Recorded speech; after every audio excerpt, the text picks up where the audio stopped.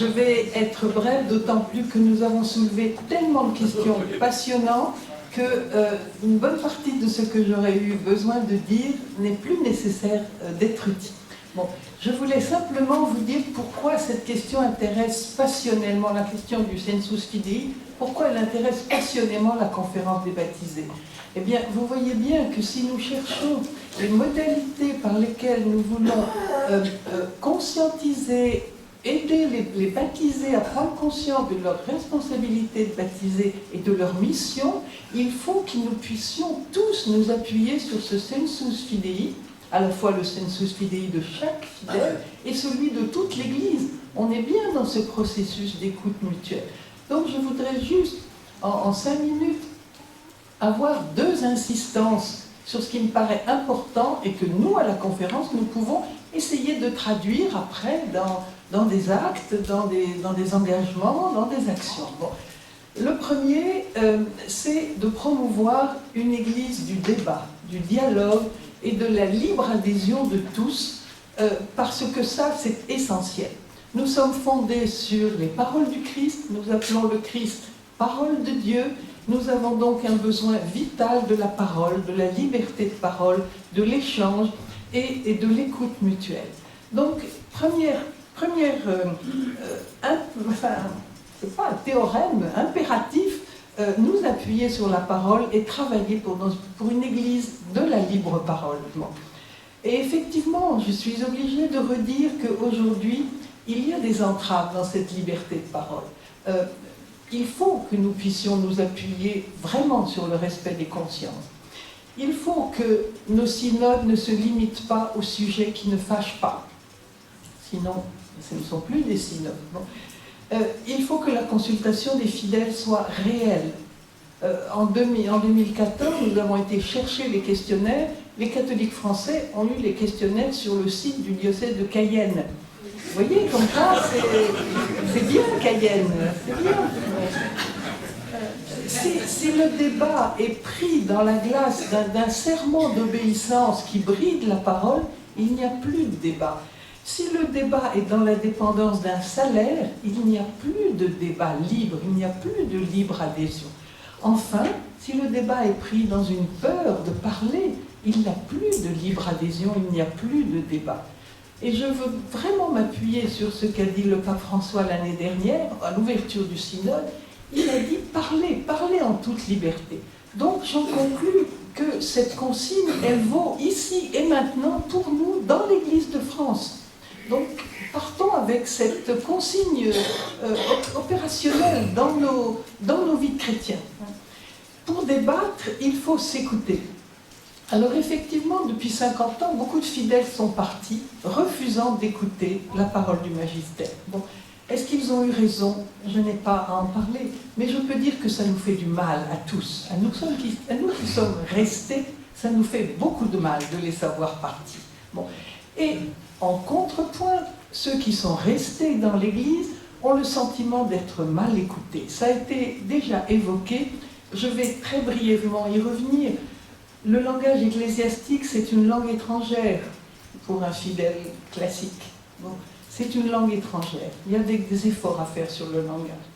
Il y a un discrédit presque de principe qui pèse sur les fidèles. Quand on lit les documents magistériels, ils sont sensibles aux modes, ils sont victimes du prurite démocratique, ils ne savent pas aimer comme il faut, etc. Bon, comment est-ce qu'on peut débattre si la défiance est plus grande que la confiance? Là, il y a un effort, je pense, qu'il faut bien essayer de prendre à bras-le-corps, d'autant plus que le magistère, enfin l'autorité, ne se trompe pas. Au plus, ils ont manqué de pédagogie, mais ils n'ont pas le champ de l'erreur pour eux-mêmes. Bon.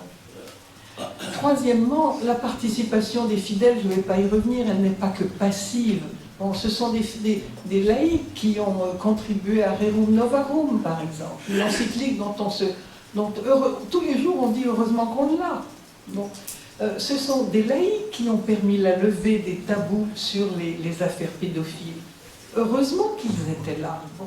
Ce sont aussi des milliers de laïcs qui font tourner la maison-église. Bon.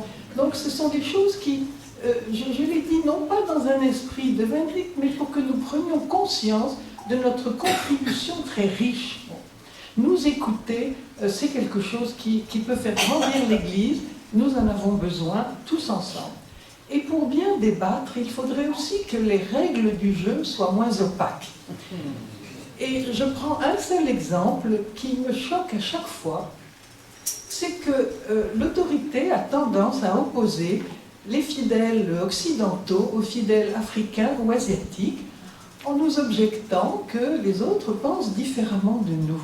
Mais il me semble évident que les expressions du sensus fidei doivent être ancrées dans des contextes culturels et que nous devons plaider pour une Église qui en tienne compte dans la réalité et qui prenne des dispositions pour que à la fois la majorité soit entendue, la minorité soit entendue et que les contextes culturels soient respectés dans la mesure où les matières ne sont pas des matières majeures pour la foi commune. C'est évident. Bon. J'en reste à ces allusions, mais c'est pour dire qu'à la CCBF, nous aurons énormément à faire, avec d'autres bien entendu, si nous voulons promouvoir, enrichir cette Église de la libre adhésion, de la liberté de parole et du débat. Ma deuxième insistance, et je vais être brève parce que là aussi ça a été beaucoup évoqué, c'est pour dire qu'il n'y a pas de sensus fidei sans un ancrage très profond dans notre existence de chrétiens. Et le christianisme n'est pas une doctrine, le christianisme est une vie vécue sous le regard de Dieu. C'est une vérité simple, mais à chaque génération elle doit être répétée, tellement elle est vite oubliée pour une parole doctrinaire. Bon. Par conséquent, l'existence chrétienne est au centre de la question du sensus fidei.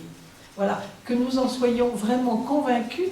Je rappelle une parole du père Congar en 1954. Je le cite, « C'est en vivant pleinement leurs conditions chrétiennes que les fidèles gardent la tradition, mais aussi la développent, réagissent d'instinct à ce qui la blesse, et ainsi enseignent les hommes, l'Église et la hiérarchie elle-même. » Vous voyez, garder la tradition et enseigner, ce sont des matières qui jaillissent de la vie. Ça ne sort pas d'un bureau, ce n'est pas possible. Et il n'est pas possible que le sensus fidei ne soit pas dans une circulation permanente entre le 1% de clercs et le 99% de laïcs. Il y a une circulation indispensable, sinon on est dans la confiscation et dans le ressentiment de nous tous. Donc il ne faut pas travailler pour une église de ce genre, ce n'est pas possible. Bon. J'ajouterais qu'effectivement, c'est quand on est ajusté à sa foi, que le magistère vit lui aussi son existence chrétienne pleinement, c'est dans ces cas-là que nous avons un sentiment de béatitude très grand, et c'est ce que nous voyons avec le pape François, parce que sa vie et sa foi sont parfaitement ajustées.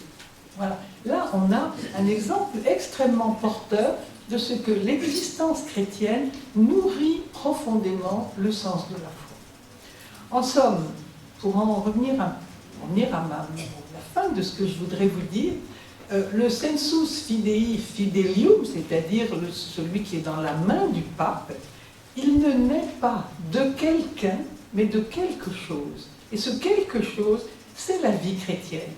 Voilà. Et si nous sommes tous convaincus de ça, je crois que nous prendrons ancrage fermement dans nos vies, parce que c'est ça qui nous permet de faire grandir ce sensus fidei.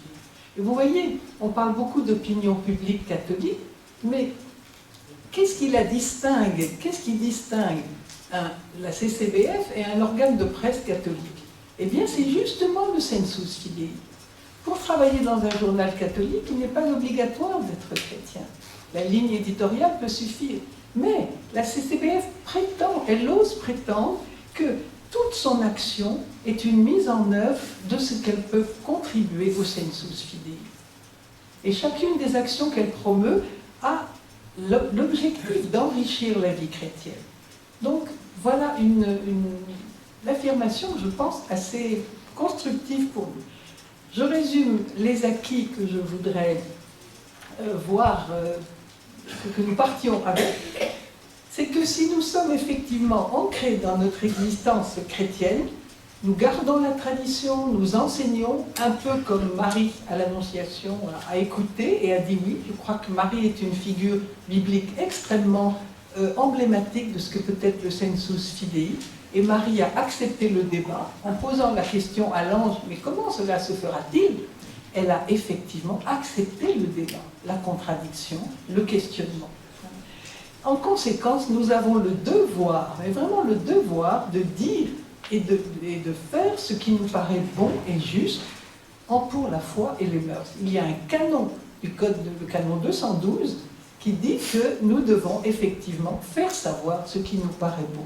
Alors, bien entendu, la différence nous enseigne, nous ne sommes pas uniformes, nous avons au sein même de la CCBF à accepter des différences pour faire valoir qu'effectivement notre parole est elle-même plurielle. Voilà, je crois que j'ai dit l'essentiel compte tenu de la richesse de ce que nous avons entendu. Je crois que nous remercions extrêmement chaleureusement nos conférenciers de ces apports très riches. Nous remercions nos témoins. Sans eux, la journée n'aurait pas été d'une telle richesse.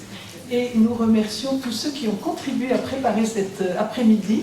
Et je vous assure qu'ils ont beaucoup travaillé. Voilà, merci à vous.